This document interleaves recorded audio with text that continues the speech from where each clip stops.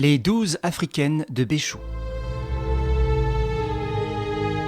Le premier soin de M. Gassir, en s'éveillant, fut de vérifier si le paquet de titres, rapporté par lui la veille au soir, se trouvait bien sur la table de nuit où il l'avait déposé. Rassuré, il se leva et fit sa toilette.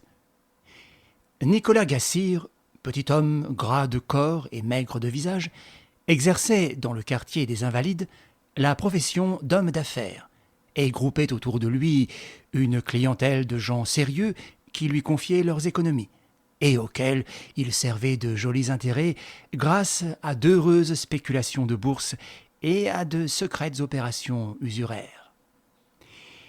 Il occupait au premier étage d'une étroite et vieille maison dont il était propriétaire un appartement composé d'une antichambre, d'une chambre, d'une salle à manger à usage de cabinet de consultation, d'une pièce où venaient travailler 3 employés et tout au bout d'une cuisine.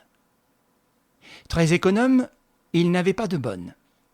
Chaque matin, la concierge, lourde femme active et réjouie, lui montait son courrier à 8 heures, faisait le ménage et déposait sur son bureau un croissant et une tasse de café.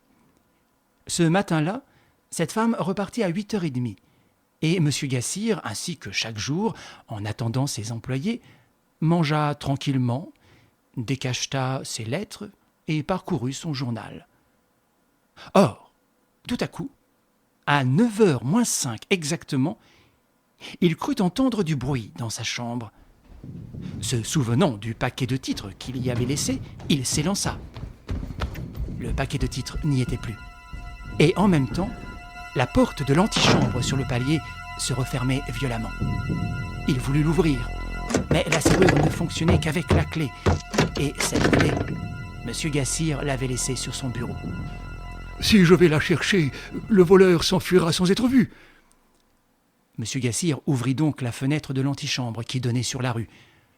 À cet instant, il était matériellement impossible que quelqu'un eût le temps de quitter la maison. Et de fait, la rue était déserte. Si affolé qu'il fût, Nicolas Gassir ne cria pas au secours. Mais quelques secondes plus tard, apercevant son principal employé qui débouchait du boulevard voisin et s'en venait vers la maison, il lui fit signe. « Vite, vite, Sarlona! Entrez, refermez la porte, et que personne ne passe. On m'a volé !» Dès que son ordre fut exécuté, il descendit en hâte, haletant, éperdu. « Eh bien, Sarlona, personne ?»« Personne, monsieur Gassir !»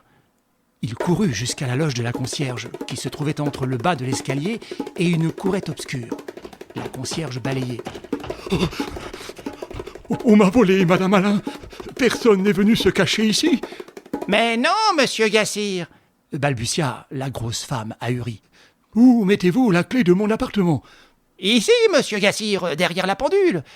Du reste, on n'a pas pu la prendre puisque je n'ai pas bougé de ma loge depuis une demi-heure. » « Alors, c'est que le voleur, au lieu de descendre, a remonté l'escalier. Oh, c'est effroyable !» Nicolas Gassir revint près de l'entrée. Ses 2 autres employés arrivaient. En quelques phrases essoufflées, il leur donna, en toute hâte, ses instructions. Personne ne devait passer, ni dans un sens, ni dans l'autre, avant qu'il ne fût de retour. « Compris, hein, Sarlona ?» Aussitôt, il escalada l'étage et s'engouffra chez lui. « Allô ? Allô, la préfecture de police. Mais mademoiselle, je ne vous demande pas la préfecture, je vous demande le café de la préfecture. Le numéro, je ne sais pas. Vite, les renseignements, au galop, mademoiselle.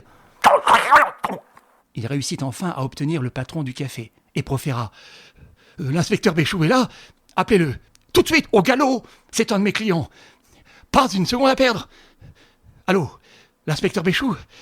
C'est monsieur Gassir qui vous téléphone. Béchou, oui, ça va bien. Ou plutôt non. On m'a volé des titres. Un paquet. Je vous attends, hein. Quoi ? Impossible ? Vous partez en congé ? Mais je m'en fiche de votre congé. Rappliquez au galop, Béchou. Au galop. Vos 12 actions des mines africaines étaient dans le paquet. Monsieur Gassir entendit au bout de la ligne un formidable « Nom de Dieu !» qui le rassura pleinement sur les intentions et sur la promptitude de l'inspecteur Béchou. En effet, 15 minutes plus tard, l'inspecteur Béchou arrivait en coup de vent. La figure... Nous espérons que vous avez apprécié cet aperçu.